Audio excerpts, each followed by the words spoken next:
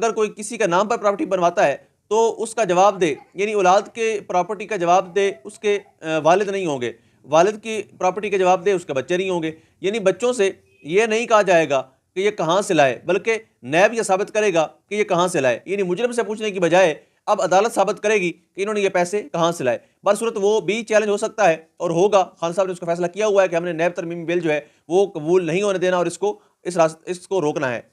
उसके बाद इन्होंने 35 अरकान का इस्तीफा कबूल कर लिए, जो अदालत में चैलेंज है। आप देखते हैं कि क्या होता है। बरसूरत खान साहब ने 33 नशस्तों पर खुद ही इलेक्शन लड़ने का ऐलान भी किया, जो PDM के लिए एक हैरान कुन इंसिडेंट था। उनके जहन में भी नहीं था कि खान साहब ऐसा कर सकते हैं। बरसूरत उन्होंने इलेक्शन का बाईकाट का फैसला किया है। उसके बाद मुस्लिम लीग क्वाफ के अंदर कुछ चीज़ें चल रही हैं। चौधरी परवेज़ इलाही, चौधरी शुजात हुसैन में चौधरी शुजात हुसैन ने परवेज़ इलाही साहब की रुकनीत मुअत्तल की। उनको यह खदशा था कि शायद चौधरी परवेज़ इलाही साहब अपनी पार्टी को PTI के अंदर जम करने जा रहे हैं, और अगर